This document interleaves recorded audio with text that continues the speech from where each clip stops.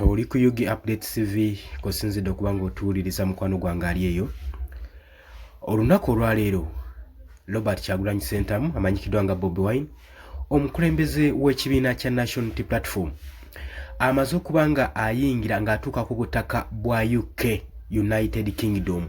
Amaze okuba era ng'atuuka era bamwaniriza mu ssanyu ery'ekitalo. Ssanyu, kujaganya na kudigida bye bibadde baana baliwo nga baaniriza omukulembeze w'abantu, omukulembeze w'ekibiina ekya National Unity Platform, omukulembeze bannayuganda bo gwe basuubira nti nno ye mulonde era nga gwe bandyetaaze okuba nga abakulembera okutwala eggwanga lyabwe mu maaso. Bagamba boono baagala mwesigisa na ggwanga lyabwe kubanga ebikolwa byokka byabalazeeko biraga nti nno asaanidde era embavu n'obuvumu abuyina n'obusobozi obutwala eggwanga lino mu maaso. Ebifaananyi nga mbikusiigidde ngenda kubanga nkulaga n'obutambi olabe essanyu eribaddewo ng'omukulembeze w'ekibiina kya National Unity Platform agenda mu maaso n'okuba nga ayanirizibwa. Abula njagala okitegeere nti oli ku Yugi Updates TV, gwe atannatweyungako osobola okukkirira wansi waliwo ekigambo subscribe, kikoneko ojja kuba ng'osobola bulungi nnyo twegattako.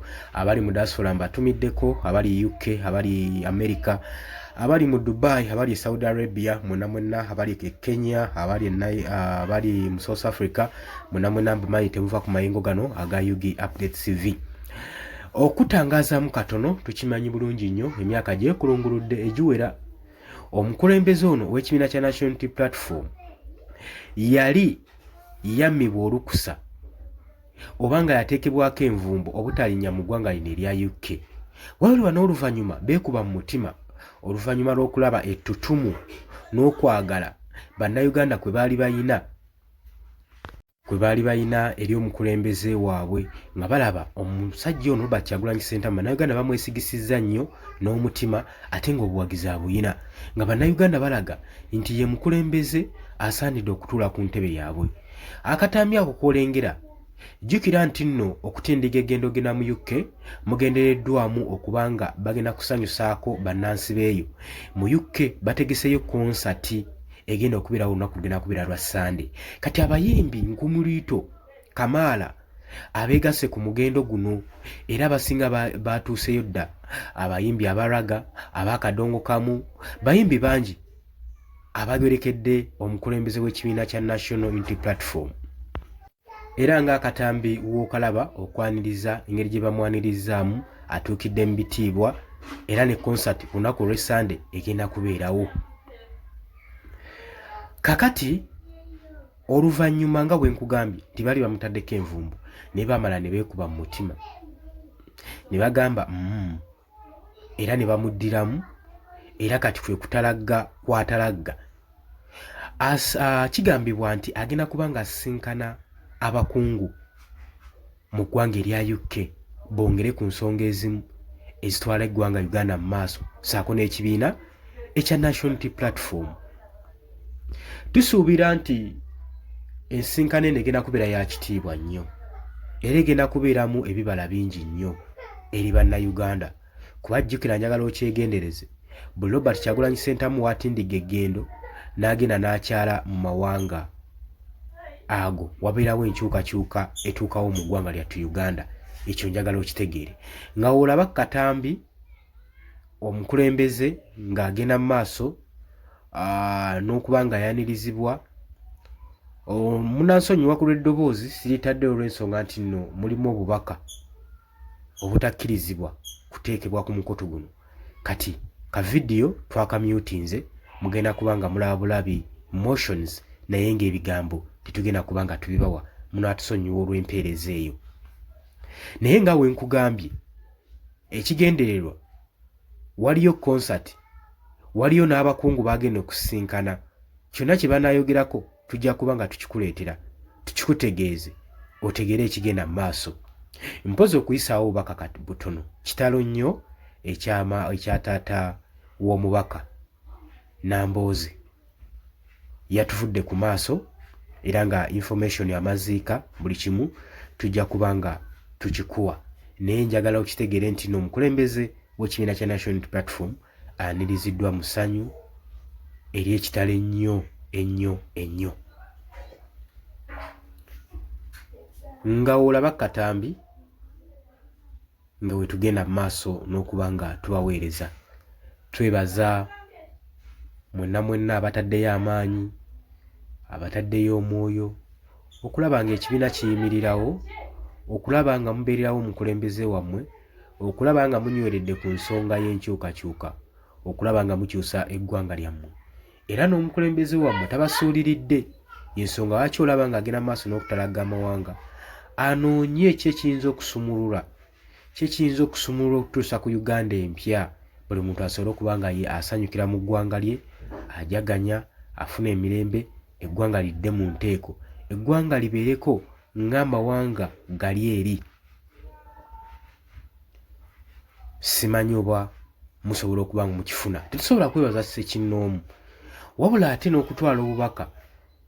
Woba ng'oli mu nnansi ng'olina ky'olwanirira, kimanye nti nno okirwanirira wekka. Tolinda kutunuulira balala kutandika kulwanirira bwenkanya.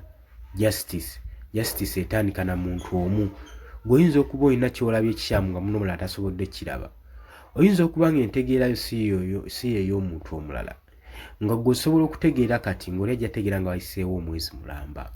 Kati so tulekerawo okuyimirira ku ndowooza za bannayuganda, yimirira ku ndowooza yo ne kyolaba ekikutwala mu maaso, muleme ttunda myoyo gyammwe. Jjukira tusemberedde omwaka ogwa 2026 ogwa general elections. Tulina okukyusa Uganda, teweerabira, tugenda mu protest vote, weeteeseteese otya, oli mwetegefu, biki ebikumalamu, ye obirwanyisizza otya, ye oyimiriddewo otya, kubanga teri agenda kuyamba kukyusa ggwanga lyo. Gwe mwennyini gw'alina okuyimirirawo ku lw'enkyukakyuka y'eggwanga lyo, ku lw'enkyukakyuka ya Uganda empya. Oyinza okuba nga abalala tebabiriiko, naye balwanirire. Muyinza okubeeramu abaana bo, famire yo, osobola okuyimirirawo n'obalwanirira.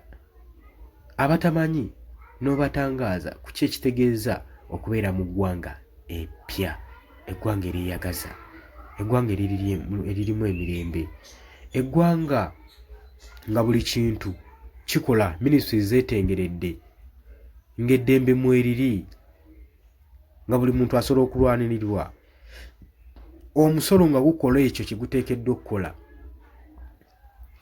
ministries, ebyenjigiriza, ebyobulamu nga bisobola okugenda mu maaso ng'eggwanga lyeyagaza. Obutambi mubulaba bulungi nnyo, abayimbi beetegese essanyu lye balina, abo bali mu ggwanga lya UK, tebali mu Uganda.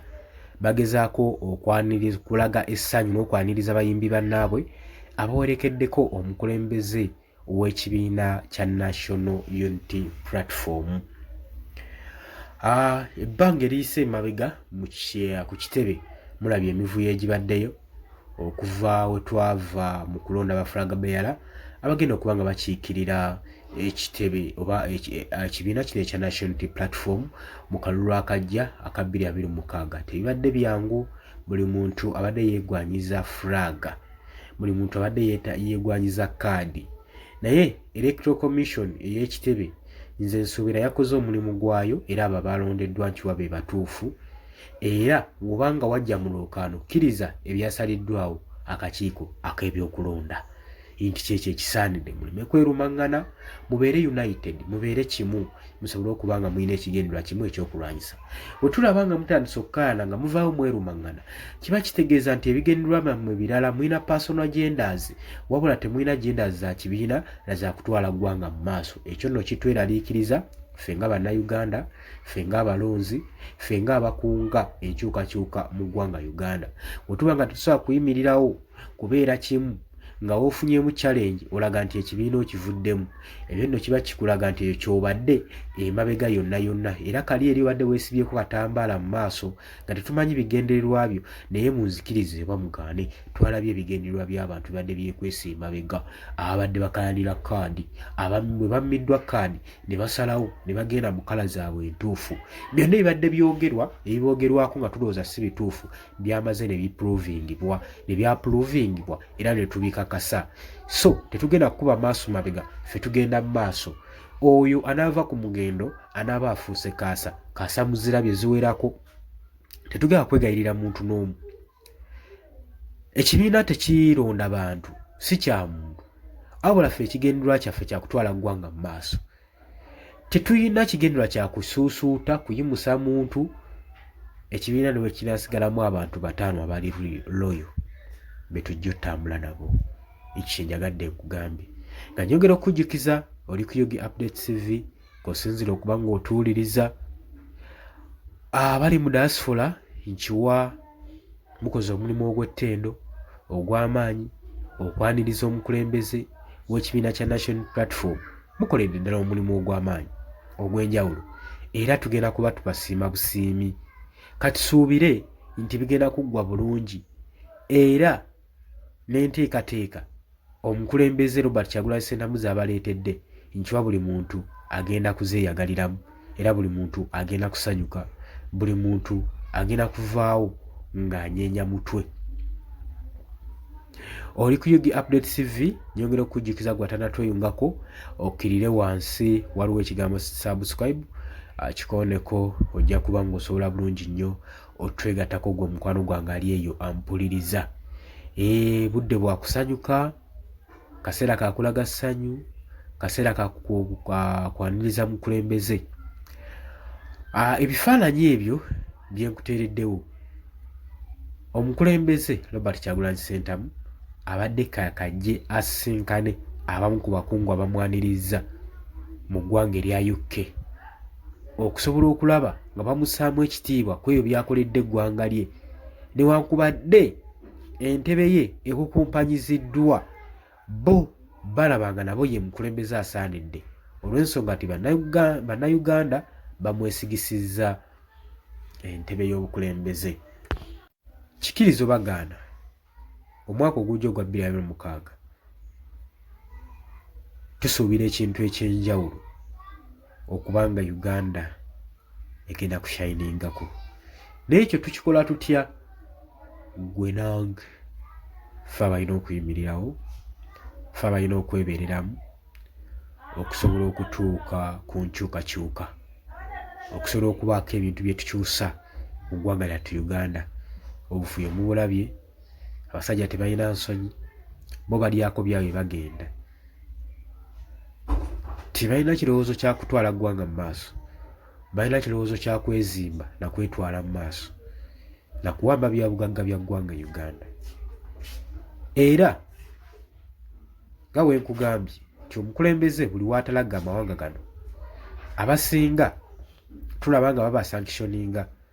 Tukimanyi bulungi eggwanga lya UK lye lisinga otteekako envumbo ku ggwanga erya Uganda, era abakungu bangi aba gavumenti abateereddwako sanctions obuteetantala na kuddamu kulinnya kigere kyabwe mu ggwanga erya UK.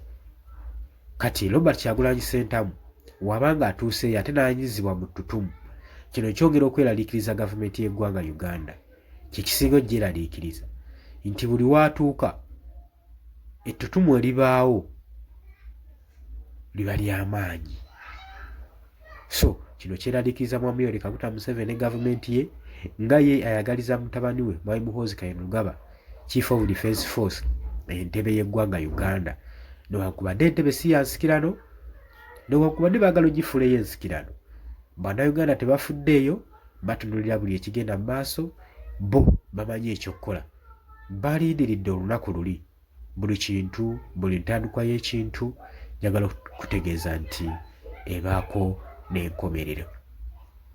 Eddoboozi si ddungi bulungi, naye tujja digumirayo, tujja baweererezaayo, kubanga ate we tutabaweereze munaategeera mutya ebigenda mu maaso mu ggwanga lyammwe, ku kibiina kyammwe, ku kitebe kyammwe, ku mukulembeze wammwe. Nammwe ne mbeebaza okuteekayo omwoyo, okuteekayo obudde, ne mufaayo nnyo okulaba nga mubeerako abalayikinga, abasharinga, abakomentinga, abajja mu comment section.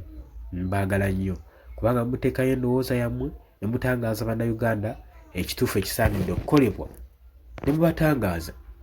Si kibi kujja mu comment section n'oteekayo endowooza yo. Nkiwa eddoboozi lijja tutuuka ku muntu gw'oyagala lituukeko. Newankubadde ebyonna byonna mbibalaze naye mbuzikirize enkoma wano, era nga mbaagaliza weekend ennungi. Twatandise dda eggandaalo lya weekend. nkiwa buli kintu kigamba batambula bulungi. Mbagala nnyo, mweraba.